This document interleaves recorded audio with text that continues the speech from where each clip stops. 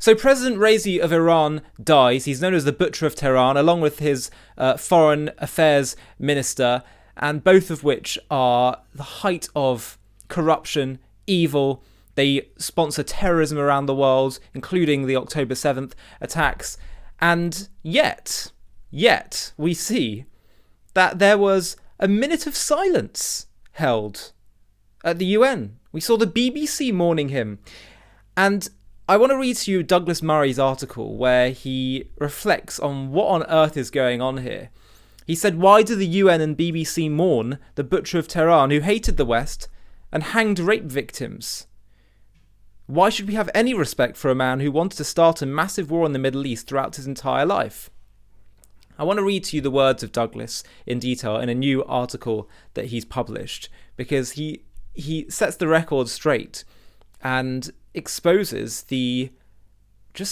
I don't even know what to say, the jaw-dropping reverence that's being given for an evil man.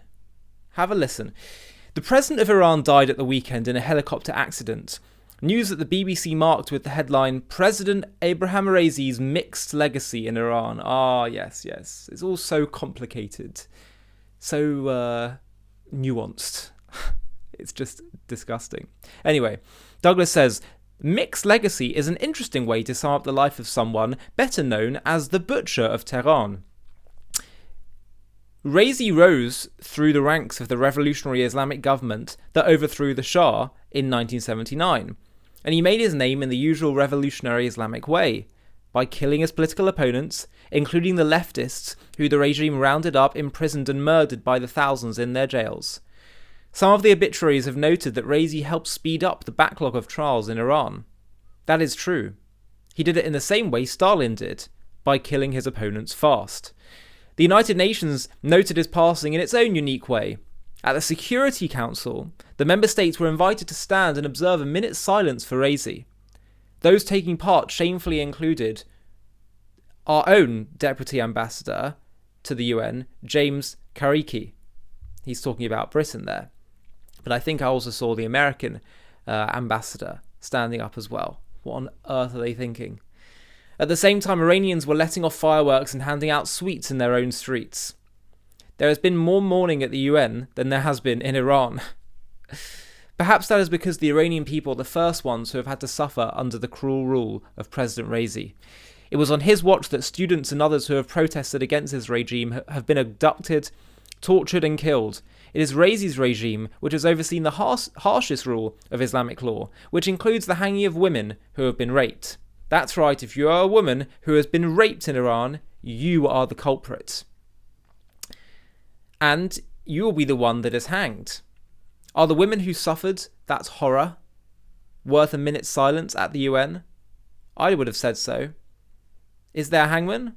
I'd have said not. Yet, the UN and others continued with this gross spectacle. Today, the organisation flew its flags at half-mast at its HQ in New York. How morally sick can an organisation be?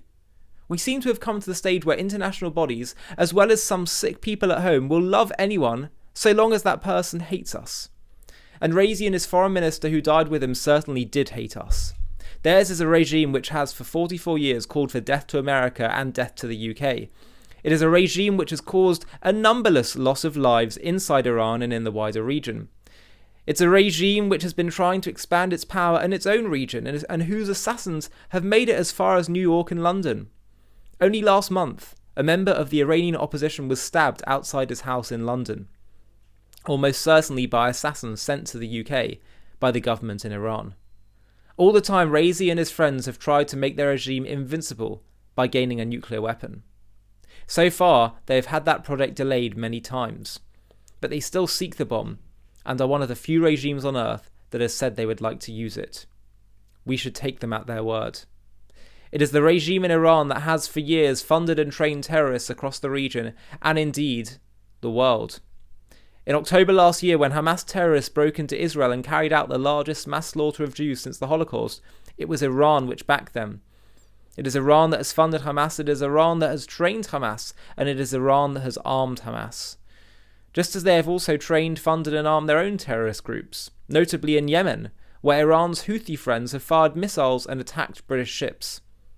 But also in Lebanon, Syria and Iraq, where Iran's weapons have killed British and American soldiers. And that is before even getting onto the 150,000 missiles Iran has helped Hezbollah store up in southern Lebanon. All the drones and other munitions it has been given to Vladimir Putin's Russia as he tries to overrun Ukraine. All of his foul life Raisi hoped to start and win a massive regional war. Why should the man who oversaw all this, and very much more, be given any respect? You might say it makes political sense to keep doors open, as most of our Foreign Office seems to think. But it is quite another thing to mourn or lament the passing of this man. The BBC, Foreign Office and United Nations may not know what a tyrant is, but the Iranian people do. If only we could show that we are on their side. We could start by showing that we are also on our own. And I think that's a brilliant way that Douglas finishes, because what people think may be a sensible move diplomatically, to appease, to keep the communications open, it actually isn't in our best interest. It isn't in our self-interest, because they perceive that as weakness. And appeasement is indeed that. An appeasement, when it comes to a regime that is explicitly hostile to you, wants to dominate, wants to oppress, has an ideology of hate, has an ideology of wanting mass murder, basically, in order to become superior. Surely the history lesson is that those are not people that you should in any way pander to, appease, or try to promise some kind of political prizes. When has appeasement worked? Please, in the comments, let me know. When give me a time where you think appeasement has worked when you're dealing with a hostile aggressor nation. It doesn't. So Douglas is absolutely right. For the sake of both the Iranian people, for the sake of our nations, and for the sake of the whole world, we should not appease. We should be morally crystal clear. Hi, thank you so much for watching. To watch another one, click here. To stay up to date with all our content, click here to subscribe. And if you're able to, you can help support JTV to grow and grow by clicking join below this video, where you can become a member and get perks including early access to videos and private live discussions with me. But most of all, you'll be partnering with us on our mission to change the world.